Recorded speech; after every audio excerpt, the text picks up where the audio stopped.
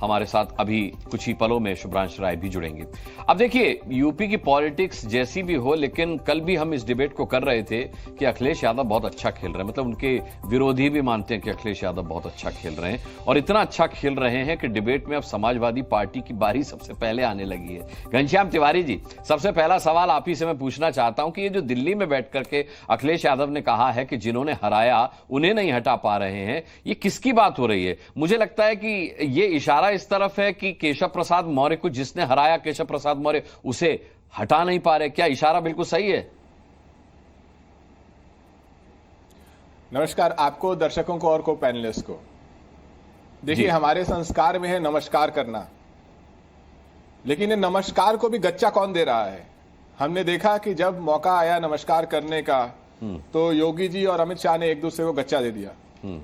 जब मौका आया नमस्कार करने का तो योगी जी और प्रधानमंत्री मोदी जी ने एक दूसरे को गच्चा दे दिया।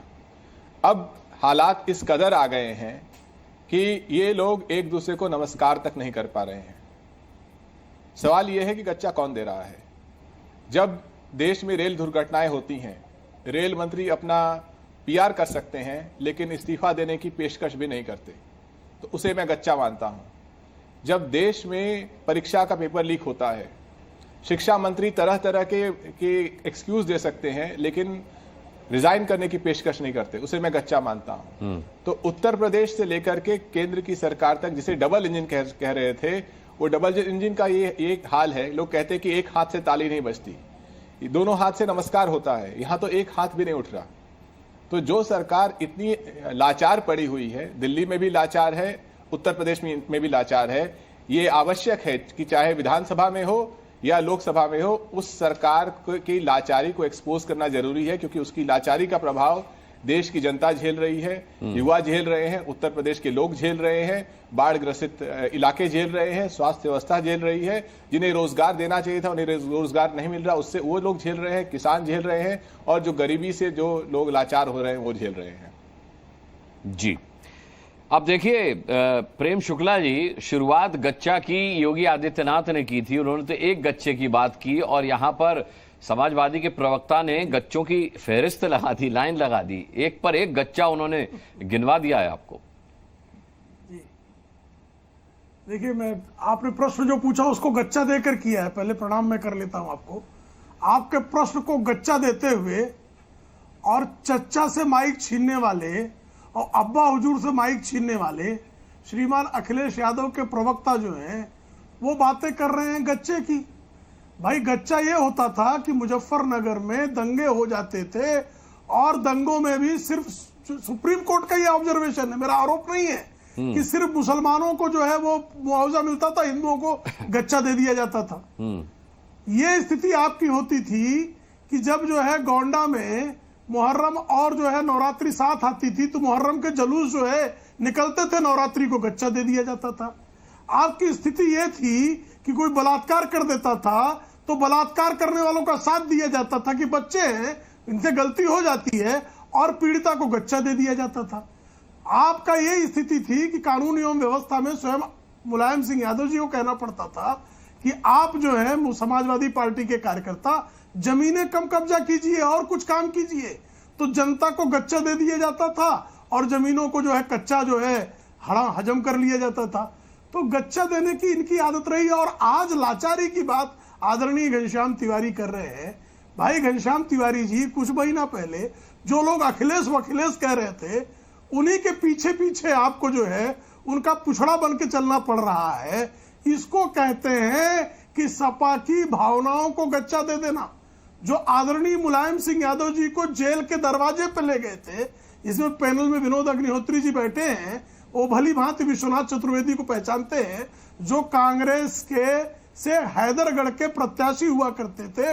उनकी जनहित याचिका श्रीमती सोनिया गांधी के आशीर्वाद से चलती थी, और श्रीमान मुलायम सिंह यादव को जो है जेल के दरवाजे पे खड़ा रखती थी। उस जेल के दरवाजे पे खड़ा रखने वालों के पीछे पीछे चल रहे हैं, इसको लाचारी कहते हैं कि अखिलेश, डिंपल, मुलायम सिंह यादव सब जो है जेल के दरवाजे पे खड़े थे। और 2008 में जब परमाणु समझौते पर समाजवादी पार्टी का समर्थन लिया गया तो डायरेक्टर सीबीआई को संसद के परिसर में बुलाया गया था।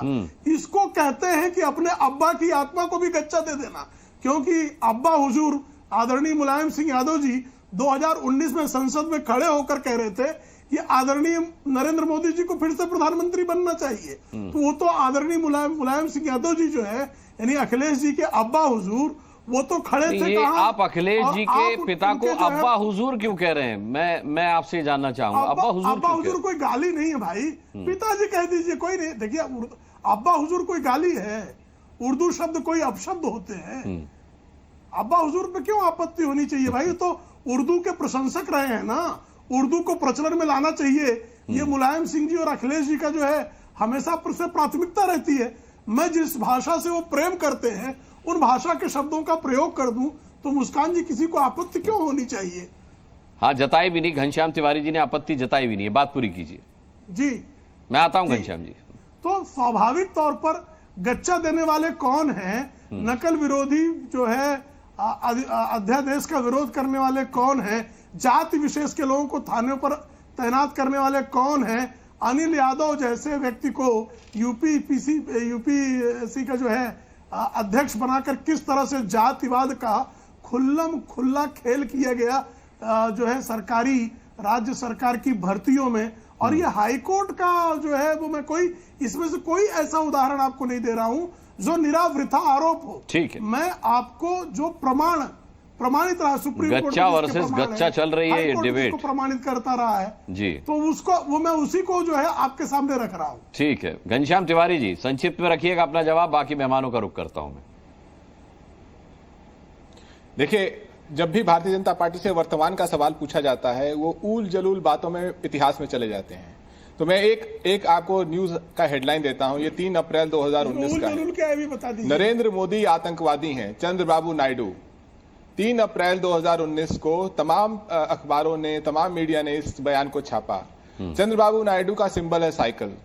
आज उस साइकिल पे सवार होकर के जिस चंद्रबाबू नायडू को, अरे जो अरविंद केजरीवाल आप सबको भ्रष्टाचारी बताते थे, आप उनको चुनाव के प्रचार में बुलाते हैं यूपी के मंच पर, तो ये इतिहास तो इस तरीके का बहुत निकलेगा। अगर आपने उनको नहीं टोका तो आप मुझे नहीं टोका। मैं टोक नहीं रहा, आप अपनी बात पूरी कीजिएगा, मैं तो बात बता रहा हूँ कि राजनीति में ये इतिहास पुराने हैं और बहुत मिलेंगे। आपने उनको नहीं बताया, आपने उनको नहीं बताया। आपने उनको ये नहीं कहा कि वर्तमान की बात कीजिए, ये नहीं कहा आपने। मैं अपनी बात पूरी कर लेता हूं। आपके दर्शक देख रहे हैं और फिर लोग सोच रहे हैं कि जो हमारे राष्ट्रीय अध्यक्ष जी ने कहा कि जिसने हराया उसको हटा नहीं पा रहे हैं। किसने किसको हराया? आप देश के युवाओं को रोजगार नहीं देंगे, पेपर लीक कर देंगे, महिलाओं का सम्मान नहीं करेंगे, ब्रजभूषण शरण सिंह से बिल्किस बानो के रेपिस्ट तक सबके साथ आप खड़े रहेंगे, देश के खिलाड़ियों का अपमान करेंगे, किसानों के ऊपर गोली चलाएंगे, बम चलाएंगे और 700 से किसान अधिक शहीद हो जाएंगे, कहेंगे कि मेरी तपस्या में कमी रह गई थी, काले कानून लाएंगे। और आपको लगता है कि कोई गच्चा किसी को दे रहा है? सवाल सीधे है कि प्रधानमंत्री मोदी जी को योगी से डर लगता है और योगी को प्रधानमंत्री से डर लगता है। दोनों ही सरकार अस्थिर है। जो चंद्रबाबू नायडू जो है 2019 में कह रहे थे नरेंद्र मोदी आतंकवादी हैं, आपको क्या लगता है कि चंद्रबाबू नायडू 5 साल तक इस सरकार को अपने साइकिल पे चलने देंगे? नहीं देंगे। ये एक अस्थिर सरकार है जो देश को कुछ नहीं दे सकती। ऊल जलूल बातें प्रेम शुक्ला जी पिछली कह सकते हैं, लेकिन ये नहीं कह सकते कि देश में प्रतिदिन जो ट्रेन हादसे हो रहे हैं, एक्सीडेंट्स हो रहे हैं, उसकी जिम्मेदारी कौन लेगा? जो हर रोज पेपर लीक हो रहा है उसकी जिम्मेदारी कौन लेगा? सड़क से लेकर पुल तक जो बह जा रहे हैं उसकी जिम्मेदारी कौन लेगा? देश का किसान जो बेसहारा है उसकी जिम्मेदारी कौन लेगा? इनका बजट सब में शून्य है। हम बजट के बारे में चर्चा कर रहे हैं जिसके ऊपर लोकसभा में चर्चा हो रही है, जिसमें हर सांसद विपक्ष का खड़े होकर कह रहा है इस बजट ने न युवाओं को कुछ दिया, न किसानों को कुछ दिया, न बेटियों को कुछ दिया, न उत्तर प्रदेश को कुछ दिया, और तो और अयोध्या को कुछ नहीं दिया। अयोध्या के सांसद अवधेश जी खड़े होकर के कह रहे हैं कि अयोध्या, संसद में कह रहे हैं और देश सुन रहा है, अयोध्या में जो जमीन घोटाला भारतीय जनता पार्टी के नेताओं ने किया है उसकी संसद में जांच होनी चाहिए। शर्म आनी चाहिए इन लोगों को कि भगवान राम का ढोंग करते इनका भ्रष्टाचार इतना पहुंच गया कि संसद में इनके जमीन घोटाले की जांच की मांग हो रही है। इनको शर्म आनी चाहिए। ठीक है, शुभ्रांश राय जी का मैं रुख कर लेता हूं। शुभ्रांश जी देखिए, जब हम पहले इंडिया गठबंधन की तरफ से ये आवाज सुनते थे, अनुराग जी उत्तर देने का अवसर मुझे भी मिलना चाहिए। अच्छा ठीक है, एक लाइन में खत्म कीजिए। और भी मेहमान है, केवल डिबेट आप दोनों के बीच नहीं है। जवाब दे दीजिए भाई। उनको आप उनको 1.5 मिनट बोलने देंगे, हमसे कहेंगे 1 लाइन में करिए। देखिए उन्होंने कहा उल जलूल, मैंने एक भी बात उल जलूल नहीं कही। और आप बिल्किस बानो का उदाहरण दे सकते हैं तो मैं जो है बलात्कार के बारे में 2014 की घटना का क्यों नहीं जिक्र कर सकता मुजफ्फरनगर 2015 का, 2013 का जिक्र क्यों नहीं कर सकता भाई? वो इतिहास हो गया, ये वर्तमान हो गया। तो यही आपको लगता है कि अंट शंट बंट हंट आप जो बातें करते हैं घनश्याम भाई, वो यही करते हैं आप बारंबार। और जो है बारंबार जब आपसे जैसे अरविंद केजरीवाल वाला प्रश्न पूछ लिया, कैसे आप चिड़चिड़ा गए, तो ये जो चिड़चिड़ाहट है ये बता रहा है कि जो असत्य बोलता है उसको रक्तचाप हमेशा बढ़ता है। तो असत्य बोलने का परिणाम यह है मित्रवर कि आपका रक्तचाप बढ़ रहा है। मैं बारंबार आपसे पूछ रहा हूं, मुजफ्फरनगर दंगे हुए तो अखिलेश यादव बेशर्म थे, निर्लज्ज थे, फिर उन्होंने त्यागपत्र नहीं दिया और जिम्मेदारी नहीं ली। सुप्रीम कोर्ट के फटकारने के बाद क्या उनकी निर्लज्जता की पराकाष्ठा थी कि उन्होंने त्यागपत्र नहीं दिया? तो इस पर जो है आपका रक्तचाप मुझे तो याद है वो शायद पहुंचे भी 19वें दिन थे। ये जो मुद्दे की बात है, हाँ, अब 19वें दिन पहुंचने पर उनको लग रहा है बहुत जल्दी पहुंच गए। जो लोग निठारी जैसा कांड होने के बाद कभी नोएडा नहीं गए और इस कारण, इस अंधविश्वास के कारण कि नोएडा जाने वाला दूसरी बार चीफ मिनिस्टर नहीं बनता है, मैंने जो समाजवादी लोहियावादी है वो लोहियावादी इतने अंधविश्वासी कि पूछ लीजिए विनोद जी और आदरणीय रामकृपाल सिंह जी से कि भाई क्यों नहीं नोएडा जाते थे लोग। योगी आदित्यनाथ जी के मुख्यमंत्री बनने के पहले मुलायम सिंह यादव जी अपने कार्यकाल में, अखिलेश जी अपने कार्यकाल में जो बहुत बड़े अंधविश्वास के विरोधी रहे, वो नोएडा क्यों नहीं जाते थे भाई? क्या कारण था? यही अंधविश्वास ना कि अगली बार मुख्यमंत्री नहीं बनेंगे। तो जो अंधविश्वास के शिकार लोग हैं वो प्रगतिशीलता की और समाजवाद की बात करते हैं, तो उस पर जो है हंसी आने के अलावा क्या हो सकता है?